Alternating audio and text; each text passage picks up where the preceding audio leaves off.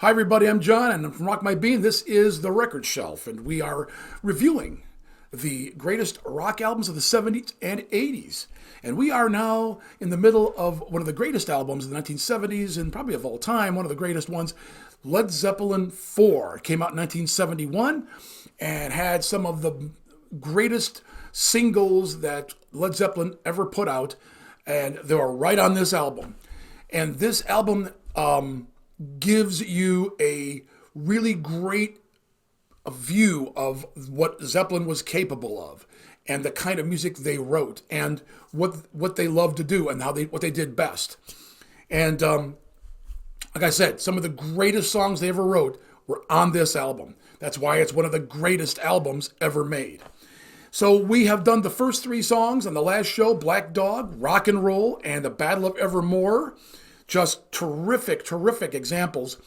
But now we're going to cover the next three, and we're going to be doing one of the longest songs in rock history. There's ones that are probably longer, but this one's pretty long, 8 minutes, and it's called Stairway to Heaven. If you haven't heard of it, you've been living under a rock on the dark side of the moon your whole life. After that, we've got Misty Mountain Hop, and then we have Four Sticks, one of my favorite songs. So Led Zeppelin IV was a song that they had done their third album, and they were kind of taking a little break, and they wanted to do something different. They wanted to try to figure out what they're going to do for their next album, and they went to this studio in England, and the environment of that studio just kind of helped them be creative and come up with what they wanted to do for this album. And it was really amazing what they came up with. Just some terrific, terrific music.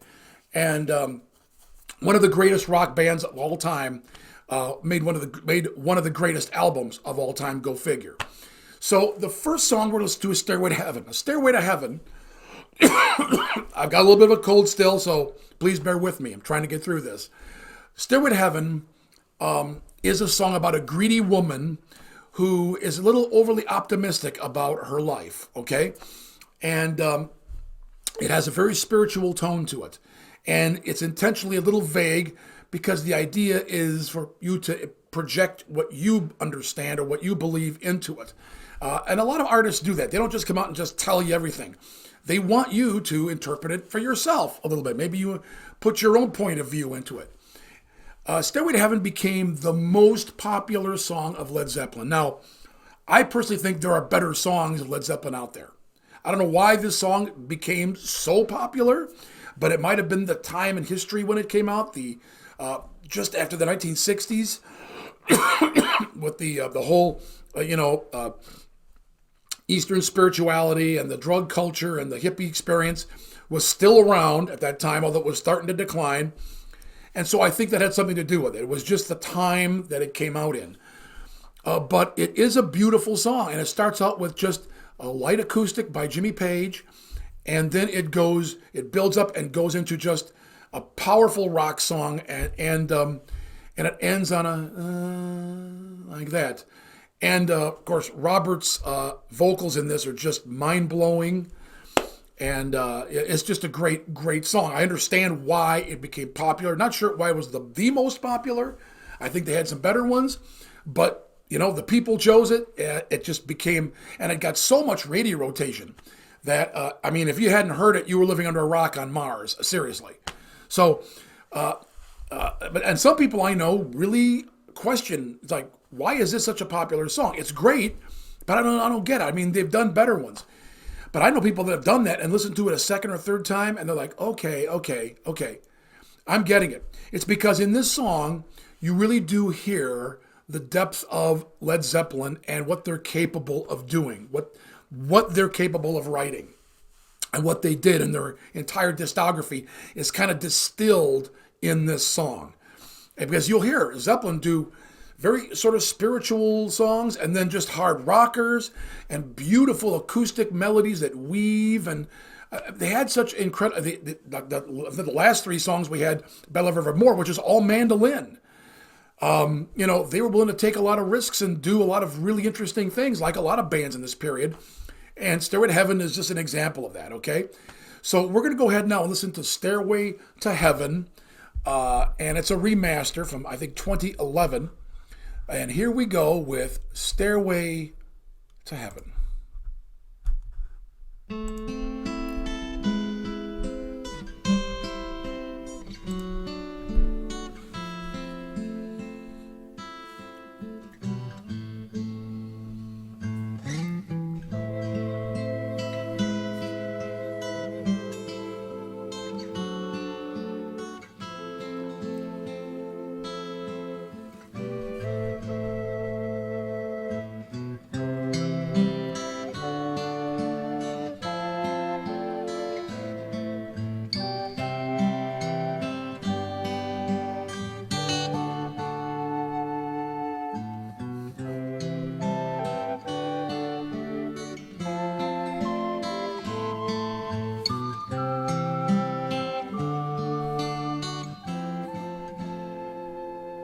There's a lady who's sure all that glitters is gold, and she's buying a stairway to heaven.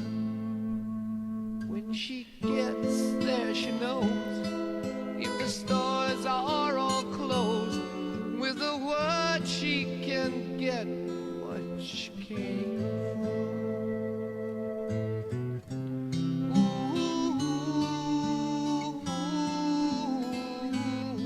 She's buying a stairway to heaven. There's a sign on the wall, but she wants to be sure, 'cause you know sometimes words have two meanings. I'm going to pause it right there. I just want to call out this because you've got this sort of a medieval flute recorder playing in the background, and Zeppelin did that quite a bit. They liked that sort of medieval Dark Ages sound to their songs, and they tried to get that effect. And of course, you got the standard acoustic guitar that Jimmy's playing, but Robert's vocals here are so emotional. He's able to convey that emotion in his singing. Robert's one of the few singers in the whole history of the rock music that can sing just about anything and do it well and really get you to feel what he's feeling. You know, he can take you there. It wasn't just great singing. It was a deep emotional feeling that would come out through his throat, and just, yeah, you could just kind of feel what he's feeling, what the writer is thinking and feeling when they wrote it. It's all there. He is the complete package. One of the top three rock singers of all time. So let's keep listening here. Here we go, and now. In a tree by the brook, there's a songbird who sings. Sometimes all of our thoughts are misgiven.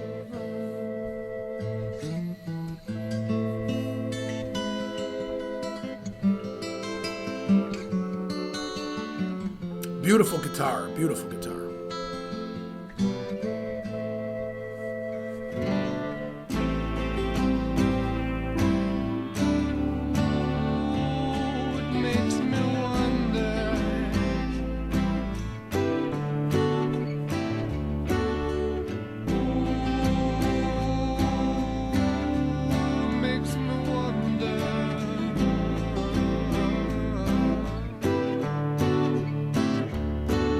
A feeling I get when I look to the west, and my spirit is crying for leaving. In my thoughts I have seen rings of smoke through the trees, and the voices of those who stand looking.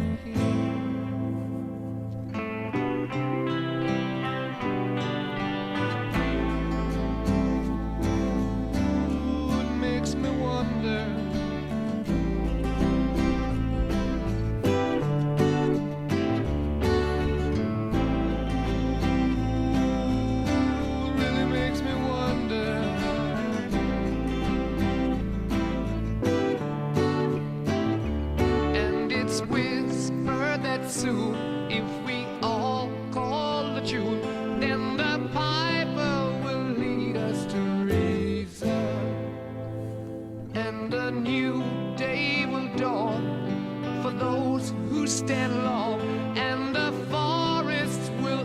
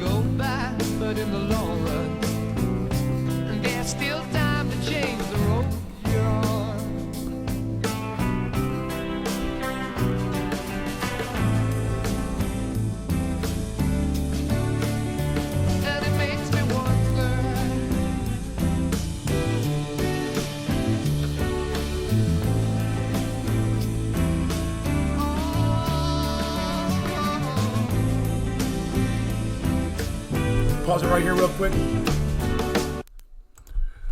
I just want to comment on John Bonham's drumming right here, okay?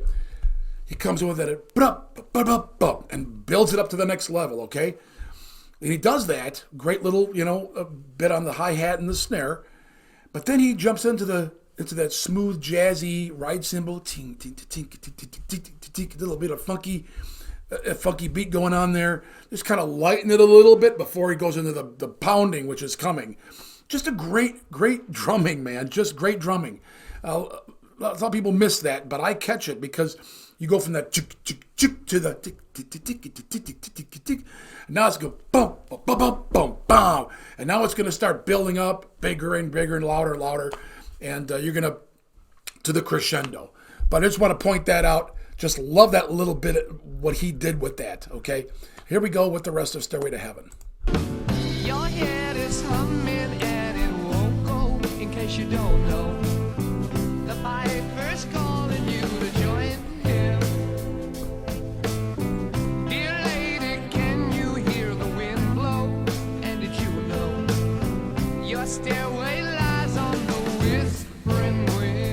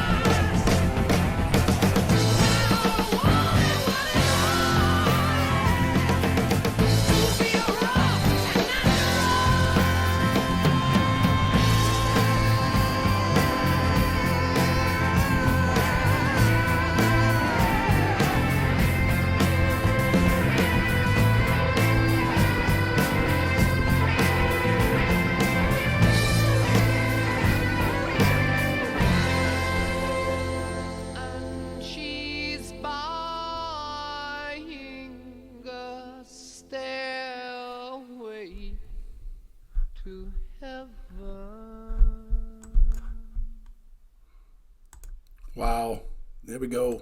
Stairway to Heaven.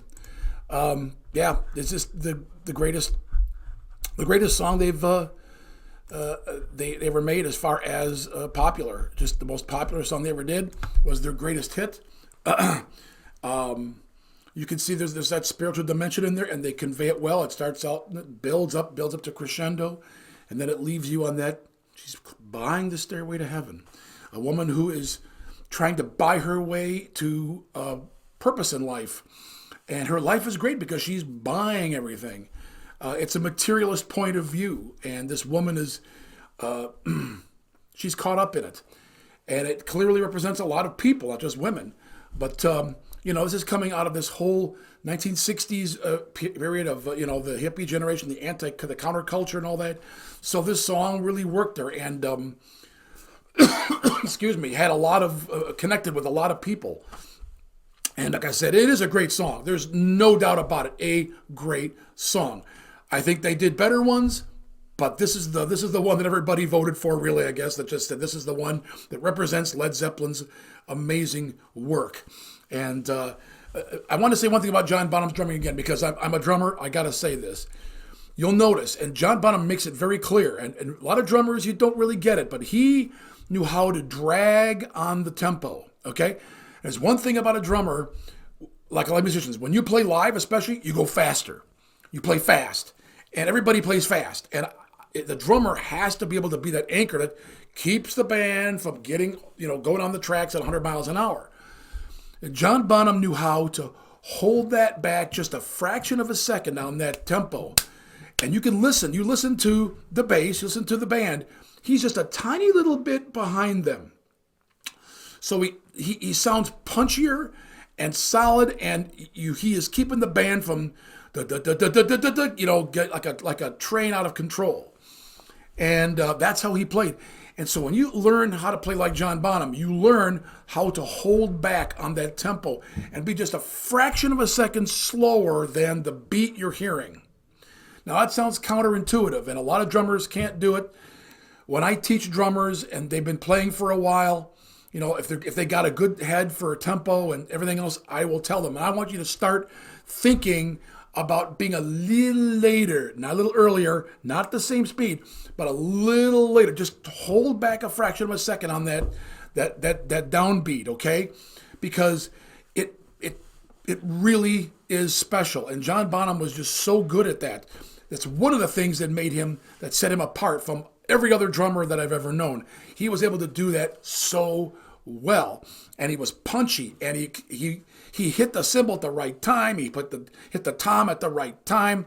Everything he did was purposeful, and his fills were just incredible. You see it in this song, just amazing work. Okay, the next song on this album is Misty Mountain Hop. It's a great little song.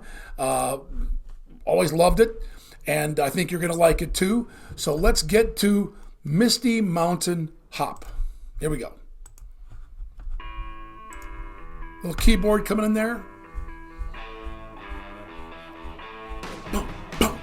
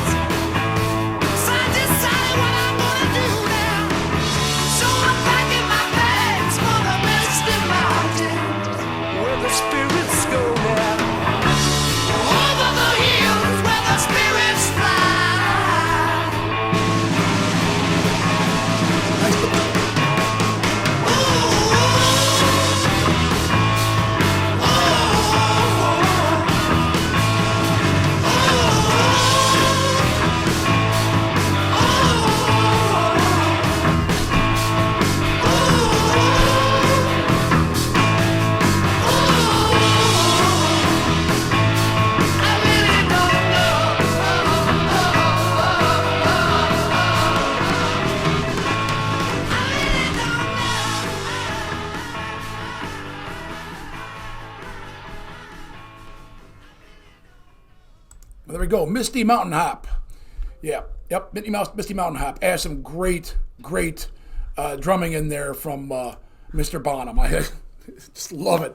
He does the right thing at the right time. I love that double stroke little. Now, he knew when to hit the cymbal. I know drummers out there, they're hitting cymbals left and right. If we needed a cymbal, it was bang. It was like pow. This is where we're taking care of business, man. Pow. I love his cymbal, and he had this huge crash cymbal that he uses a ride too. And when he hit that thing, it was like bang, And he always hit it, as I said before, a little late. He didn't come in earlier on time. He came in a little late, so it added that extra punch to it. And that's what John was just good at. He was just, I haven't heard anybody be able to do that like he did. Just terrific. And of course, we got John Paul Jones there playing that keyboard. Dun, dun, dun, dun, dun, dun, dun. Now, I'll be honest with you. I don't think it's the most catchy hook or riff of all the songs they've ever done. But it's a good song. I've heard it live, and it's terrific. They take it a little further when they do live version, but it's a great song. Like that song, definitely. Okay, so what we're going to do next is, the next one is Four Sticks. Love Four Sticks. Always like Four Sticks. And I think you're going to like this one, too. If you haven't heard it, sit tight. This one, I think you're going to dig. So here we go with Four Sticks. And now...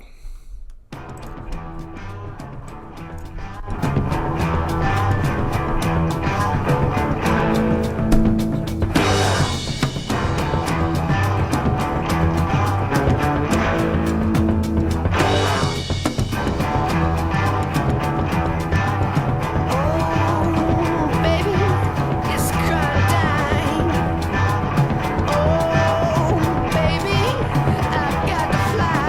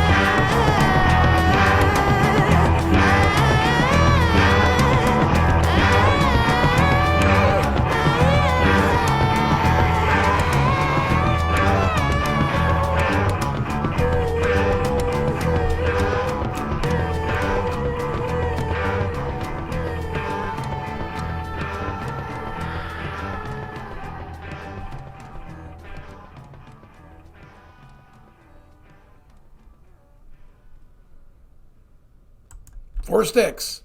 I love that fade out. It's a great fade. If you listen carefully, you can actually hear him, John Bonham doing these triplets. Yeah, this is good stuff right there. I love Robert's voice in this. It's just so, it's like he's a jazz singer. I mean, he's just all over the place. And he's got that voice that just penetrates the music. It penetrates the music. And even though Jimmy is playing just this great great guitar part. You got John Bonham just doing this African tribal beat. Excuse me, with this hi-hat. He's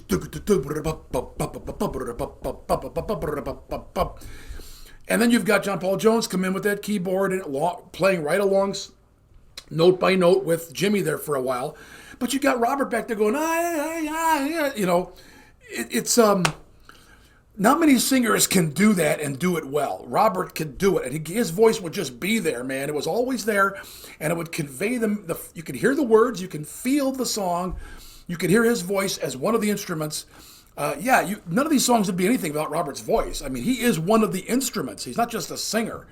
And just an incredible song. I just love how they did it. They took this tribal, very simple, not too many chords, and just did this. It's a tribal beat. John Bonham was doing an African tribal beat. That hi-hat just keeping that tempo. And you can hear it from the very beginning. And that's the timekeeper. just a great song. Love it. All right, folks, so we have done the second set of 3 songs on Led Zeppelin IV, the album Led Zeppelin IV from 1971.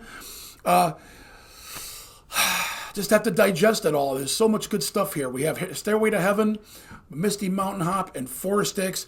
And coming up in the next show, we're going to be doing Going to California, and my favorite one off the whole album, When the Levee Breaks. I love this song, okay? And just a tremendous song. This whole album is just great, and we're going through it fast now. But this is a premier album of my life, definitely one of the most influential records of my musical career and my life. When I hear this stuff, I'm like, these musicians made me want to be better. They wanted to be better and better and better at what I did and play better. I wasn't happy with just being mediocre. I wanted to be as good as these guys. I wanted to be like them. I wanted to play like them. I never did get to to the level I really wanted to, but I had a goal, and it was people like John Bonham and of course Jimmy and other bands, Boston and Rush and all these other guys, The Who, that put me on I always had somewhere to go as a musician. I had a bar to reach, and I knew I could do better and play better. I had to constantly be performing. I wanted to be challenged, and they gave me a challenge as a musician. And they showed me that as a band, you didn't have to just be stuck in a rut. You can be creative too. You got to be you got to write decent lyrics, and you got to write good music. But it doesn't have to be the same thing over and over again. And all these bands that we're reviewing here, folks, are all different. You can't set one next to the other and say, he sounds like this, he sounds like this. Now, the music critics did this, and I hated that because they would always compare everybody with this band. Oh, you sound like him. You sound like him. Most music critics don't know their you-know-what from a hole in the ground. And they don't know music. They're not musicians. They're just critics. They're journalists, okay? So ignore the music critics. They're almost always wrong. They've been wrong since the beginning, and they were wrong throughout the entire 70s and 80s, and they're probably still wrong today, okay? But the bands, the musicians, they're what it's all about, and they did it. These guys were just top of the game, okay? Led Zeppelin was top of the game. They had this, they took so many different genres and styles of music and put it together in their own way, and it's always something good. It's always a great little treat. What's this song? The next song's not going to sound like the last song. So you're so amazed to hear it because, wow, this is different. It's good, but it's different, but it's really good. And that's how these bands were. And Zeppelin was exactly like that. Well, thank you for joining us on this record shelf. I hope you have had a good time with me and that you are enjoying this music right along with me. If you're my generation, you have a lot of memories with this stuff, and it's all good. And if you're young and you're new, I'm giving you a gift here, a gift of brilliant musicianship and craftsmanship and artistry that you just don't hear anymore. So I'm telling you, I'm handing it off to the next generation. If you're a musician, learn this stuff, listen to it. This is where it's at. This is the stuff right here. This is the sauce, okay? You're not going to get it from anything far beyond this time. This is the sauce right here. Rock music, this is it, okay? This is the best of rock music. And while there could be some good bands out there today, this is really the best. This is the top, the cream of the crop. And you can't do any better than learn and listen from these guys and try to bring this back to the world. Bring it back, because it should never have gone away to begin with. It was taken away by music executives and people that wanted to make money. They stole rock music from generations that came later. Unfortunately, they ruined it in many ways. There were some good bands, even in the 90s, but this right here, okay, was a time where there was a great flowering of freedom and experimentation and doing things. And the technology was getting better and better and better too. But the technology hadn't taken over. Okay, you still had to be a great singer, you had to be a great drummer, you had to be a great guitar player, you had to be a great keyboard player, a great songwriter, a great musician. You couldn't auto-tune yourself into success. You could keep your clothes on stage. You could even be ugly. I mean, these rock stars weren't great-looking models. Many of them were just not that good-looking, but nobody cared. We wanted good music. That's what we were interested in. That's all we were interested in, and they delivered. Well, that's all I have for this record shelf. Hope you've enjoyed it. As always, share, like, and subscribe. Make sure you subscribe, people, because if you don't subscribe, it just doesn't help the channel. Please subscribe and share it with others who want to hear what I'm doing, who like what I'm doing, because I really dig this music. I love it, and I want to talk about it and listen to it with you. And I love hearing your comments and your feedback. What things that you know about the songs of the bands that perhaps I didn't mention or didn't know. I'm always listening. I'm always aware. Tell me your experiences when you went to see them live. What was it like? Let's share with each other our experiences about this music, because this was a special time in our lives and in the history of music. And it's just amazing. I'm just so glad so many of you are joining the channel and jumping in and telling me how much you like it and your experiences, because that's what it's really all about. It's not about me. Well, thank you again, and I'll see you again next time.